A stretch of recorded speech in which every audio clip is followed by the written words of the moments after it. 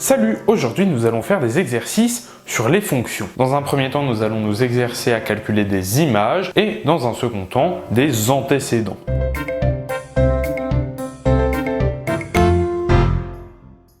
Commençons donc par le premier exercice sur les images. Alors, comme tu le vois, ici on a trois fonctions, f de x, g de x et h de x, et pour chacune de ces fonctions, nous allons devoir calculer trois images. Commençons par la première fonction. F de x égale 4x ou 4 fois x.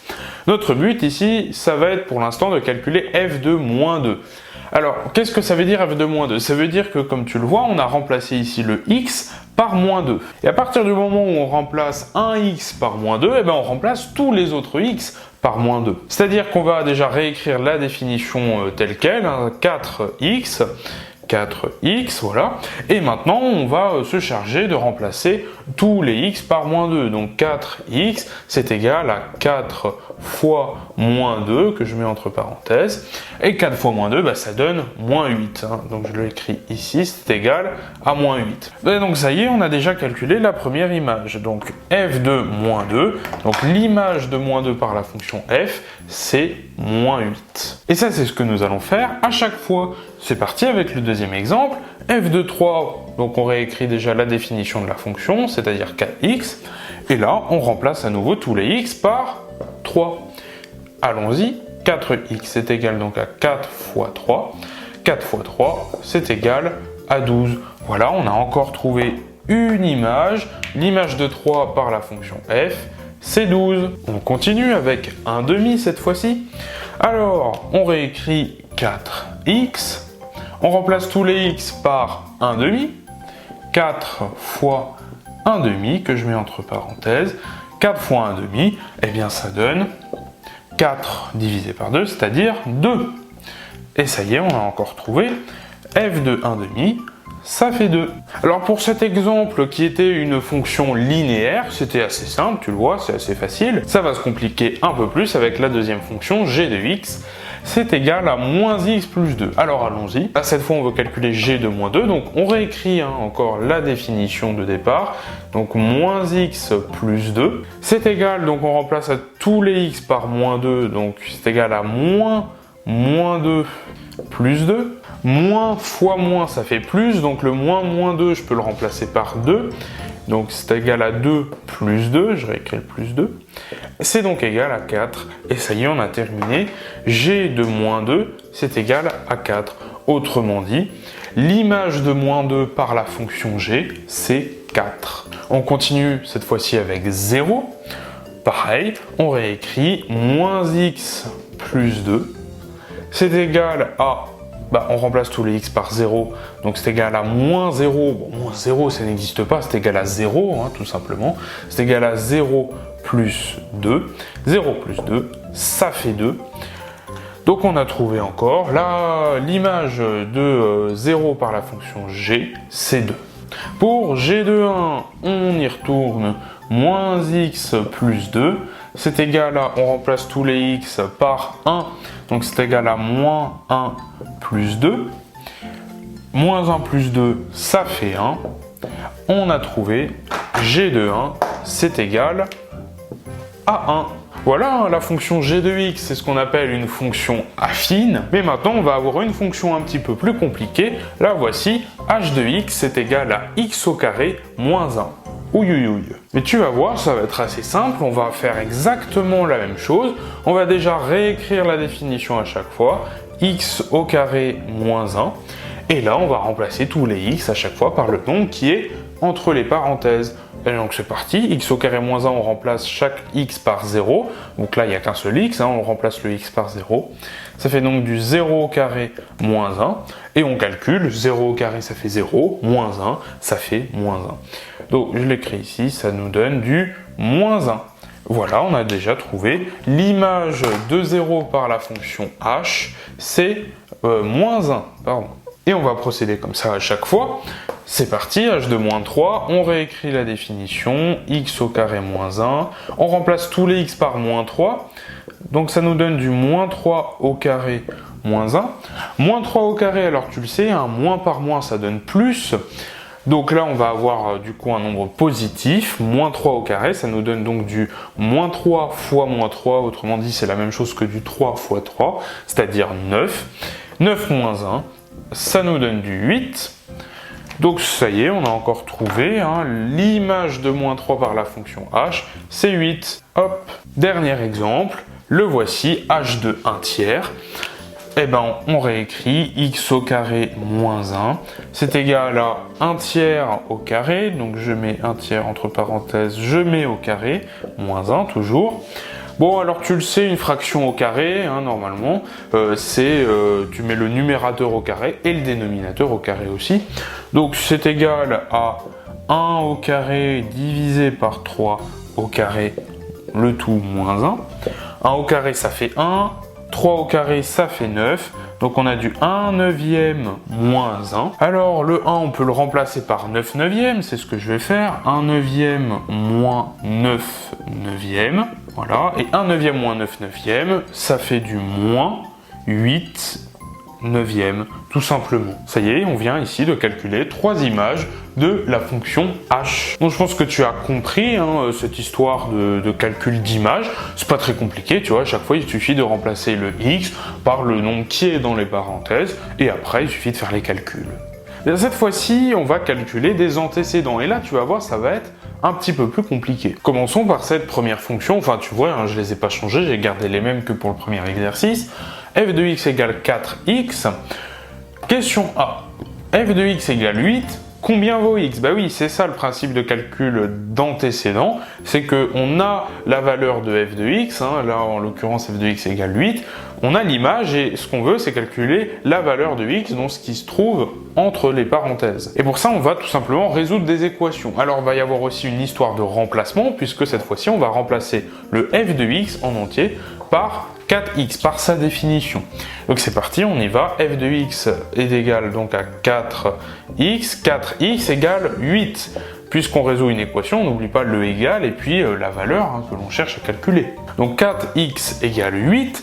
Ce que je fais, c'est que je divise tout par 4, puisque moi je veux garder plus que du x, c'est la valeur que je cherche, x. Donc je fais en sorte d'enlever tout ce qu'il y a autour du x, donc je divise par 4. Donc je fais 4x divisé par 4, c'est égal à 8 divisé par 4, ce qui fait qu'il ne nous reste plus que du x est égal à 8 divisé par 4, c'est-à-dire 2. X égale 2. Ça y est, on a trouvé. Voilà, le calcul d'antécédent, c'est aussi simple que ça. Deuxième exemple, f de x égale 0. Même chose, on remplace f de x par sa définition 4x donc égale 0. On résout l'équation. Je divise encore le tout par 4, donc 4x divisé par 4, c'est égal à 0 divisé par 4. Donc les 4 s'annulent, il ne reste plus que du x, je l'écris en rouge. X est égal à 0 divisé par 4, c'est-à-dire à 0. On a trouvé x est égal à 0. Ensuite, f de x égale moins 4. On continue, on réécrit 4x égale moins 4. On divise le tout par 4 pour qu'on n'ait plus que du x à gauche. Donc 4x divisé par 4, c'est égal à moins 4 divisé par 4. Et moins 4 divisé par 4, ça nous donne du moins 1. Donc on a trouvé x est égal à moins 1, tout simplement. Deuxième fonction, la voici, g de x égale moins x plus 2.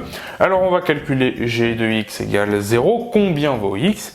Alors on réécrit la définition de la fonction, c'est-à-dire moins x plus 2 est égal à 0. Ensuite, on résout l'équation. Alors là, comment résoudre l'équation? On soustrait 2 de chaque côté. Je fais moins 2 ici et moins 2 là. Ce qui nous fait qu'on n'a plus que du moins x est égal à 0 moins 2, c'est-à-dire moins 2, comme ceci. Ensuite, on multiplie tout par moins 1. Moins x fois moins 1, ça fait du x. Et moins 2 fois moins 1, ça nous fait du 2. Donc x égale 2. Ensuite, g de x égale 5 tiers. Alors, on continue la même technique. Moins x plus 2, on réécrit la définition de notre fonction, est égal à 5 tiers, comme ceci. Ensuite, on résout l'équation, on soustrait 2 de chaque côté. Alors là, ça va être un peu plus compliqué. Moins x est égal à 5 tiers moins 2. Comment on va faire? Alors il suffit de remplacer le 2 par une fraction sur 3. 2 c'est égal à 6 tiers. Donc je remplace le 2 par 6 tiers. hop, comme ceci, 6 divisé par 3. Et 5 tiers moins 6 tiers, bah, ça fait moins 1 tiers. Donc je le réécris, je l'ai calculé, ça fait moins 1 tiers. Et là, il nous reste un moins devant le x, donc on multiplie par moins 1. X, c'est égal donc à moins 1 tiers multiplié par moins 1. Donc ça nous donne du 1 tiers. Comme ceci, x est égal à 1 tiers. Bien, enfin, g de x égale 10. On fait la même chose, on réécrit la définition de la fonction, moins x plus 2 égale 10. Voilà, ensuite on soustrait 2 de chaque côté, moins x, donc plus 2, moins 2, donc les deux s'en vont. C'est égal à 10, moins 2, c'est égal donc à 8, moins x est égal à 8. On multiplie par moins 1, ça nous donne donc du x est égal à moins 8. Voilà, donc un antécédent de 10 par la fonction g, c'est moins 8. Et jusque-là, ça restait assez simple, puisque tu le vois, à chaque fois, on trouve un seul antécédent. À chaque fois, on tombe effectivement que sur un seul résultat. Tu vois, à chaque fois en rouge, on a un seul antécédent pour eh bien, une valeur donnée. Mais pour la troisième fonction, là, ça va être un petit peu plus compliqué. Bon, on y va, hein. H de x égale moins 1, on va procéder de la même façon. On écrit déjà la définition de la fonction, donc x au carré moins 1 doit être égal donc du coup à moins 1. Combien vaut x? Eh bien, on additionne 1, comme ça on enlève le moins 1 qui est à gauche. Ce qui nous donne donc du x au carré, c'est égal à moins 1 plus 1, donc c'est égal à 0. Et x au carré égale 0, bah, pour l'instant, c'est pas très compliqué. Quel nombre au carré donne 0? Il n'y a qu'un seul nombre hein, qui existe, c'est 0, c'est lui-même. Donc, x égale 0. Là, pour l'instant, ça va. Par contre, à partir de là, ça va déjà un peu se compliquer. Alors, h de x égale 0, on réécrit la définition. X au carré moins 1 est égal à 0.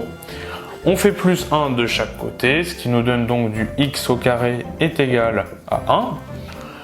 Et là, alors, à première vue, tu vas te dire, on va utiliser la racine carrée, comme ça on enlève le carré, comme ça c'est bon. Bon, bah, c'est ce qu'on va faire, effectivement, on enlève le carré en utilisant la racine carrée, donc on n'a plus que du x, c'est égal donc à la racine carrée de 1, ça nous fait donc du 1. Bien, c'est juste, hein. 1 c'est bien un antécédent, si tu testes, regarde, tu remplaces le x par 1, tu fais 1 au carré moins 1, bah on retombe bien sur 0, hein. Ça marche. Mais est-ce que tu es sûr que c'est la seule valeur possible? Est-ce qu'il n'y a que 1 pour qui c'est le cas? Eh ben non, c'est là le problème, c'est qu'il n'y a pas que 1, il n'y a pas qu'un seul antécédent, il n'y a pas qu'un seul résultat possible. Puisque si tu regardes cette fois du côté des négatifs et que tu prends moins 1, eh bien teste, hein, mets le x, mets le moins 1 à la place du x, moins 1 au carré ça donne 1, 1 moins 1 ça donne 0, là aussi on tombe sur 0, donc moins 1 c'est aussi un résultat possible. Donc en fait il ne faut pas l'oublier le négatif, x peut valoir 1, mais x peut aussi valoir moins 1. Et donc je le mets, x vaut aussi moins 1, ça fait partie des antécédents. Donc tu le vois ici, il y a deux antécédents, tu comprends maintenant pourquoi on dit qu'il peut y avoir plusieurs antécédents possibles. Et donc il faut faire super gaffe à ça dans les exercices. Et un dernier exemple avec h de x égale 8, eh ben, on utilise la même technique, x carré moins 1 est égal à 8, on ajoute 1 de chaque côté, donc x au carré c'est égal à 8 plus 1 c'est égal donc à 9. Et là tu te dis encore on va utiliser la racine carrée pour enlever le carré. Oui d'accord, on va le faire, donc il ne nous reste plus que du x c'est égal à la racine carrée de 9, c'est-à-dire à 3, x égale 3. Oui, mais attention à ne pas oublier moins 3, puisque moins 3 ça fonctionne aussi. Si on remplace x par moins 3 au carré ça fait 9 aussi. Donc on n'oublie pas, x peut aussi valoir moins 3. Ben voilà, j'espère que tu t'es bien exercé à trouver les images et les antécédents des fonctions. Et j'espère qu'en contrôle, tu ne te tromperas pas et tu n'oublieras pas les négatifs, car rappelle-toi qu'il peut y avoir plusieurs antécédents pour une seule image donnée. En tout cas, je te remercie d'avoir regardé la vidéo jusqu'au bout. Si elle t'a plu, lâche un like, un commentaire pour donner ton avis évidemment. Et surtout, abonne-toi à la chaîne pour ne pas rater les futures vidéos. Et quant à moi, je te dis à la prochaine. Salut!